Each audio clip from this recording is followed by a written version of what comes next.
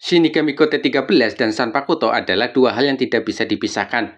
Mereka berdua bisa dikatakan sebagai pasangan. Shinigami membutuhkan Sanpakuto untuk berbagai keperluan, seperti untuk bertarung atau untuk melakukan ritual Konso. Sanpakuto memiliki jiwa atau roh yang bisa berkomunikasi dua arah dengan pemiliknya. Zanpakuto diciptakan oleh Oetsu Nimaiya, salah seorang anggota Zero Bante. Awalnya Zanpakuto bernama Asauchi. Seiring kebersamaan dan latihan dengan Shinigami, maka akan terbentuk ikatan yang kuat di antara keduanya. Zanpakuto bisa berubah wujud, dikenal dengan istilah Shike atau pelepasan tahap pertama dan Bankai atau pelepasan tahap kedua. Dalam pelepasan Shike dan Bankai, Zanpakuto bisa berubah wujud tergantung perubahannya.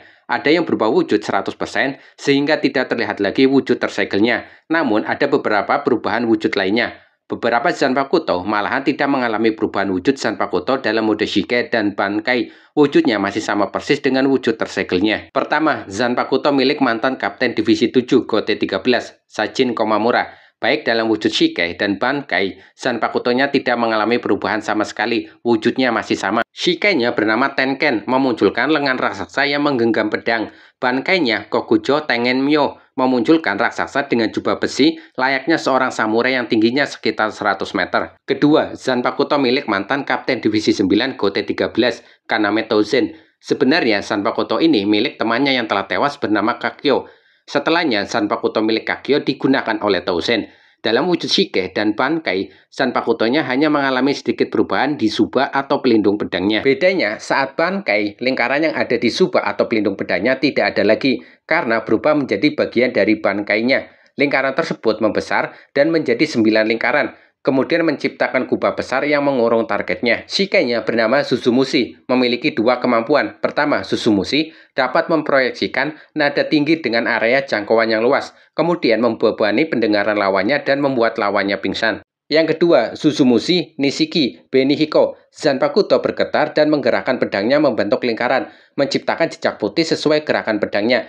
Kemudian jejak tersebut berubah menjadi bilah-bilah pedang tajam yang sangat banyak dan menghujani lawannya. Bankainya bernama Suzumushi Suishiki Enma Korogi, menciptakan kubah hitam raksasa, ruang hampa yang mengurung lawannya. Di dalam kubah, lawan tidak bisa merasakan apapun, baik suara, penglihatan, aroma, hingga energi spiritual. Semuanya gelap gulita. Ketiga, Zanpakuto milik Kapten Divisi 10 Kote 13, Toshiro Hitsugaya. Zanpakutonya bernama Hyorin Maru. Baik dalam wujud Shike dan Bankai, Zanpakutonya hanya mengalami sedikit perubahan di Suba atau pelindung pedangnya. Saat Shike, wujudnya masih sama seperti saat wujud tersegel, dengan Suba berbentuk bintang berujung 4. Bedanya saat wujud Bankai, Suba ataupun pelindung pedangnya berbentuk bintang berujung 8. Shike-nya bernama Hyorin Maru, menciptakan naga es yang dapat membekukan apapun. Sedangkan Bankai-nya bernama Daiguren Hyorin Maru, menciptakan sayap, ekor, kaki, tangan, dan beberapa bagian Hyorin Maru di tubuh Hitsugaya, dan 3 kelopak bunga es di atas tubuh Hitsugaya. Wujud Bankai sebenarnya adalah saat ketika kelopak bunga esnya hancur dan Hitsugaya berubah wujud menjadi dewasa.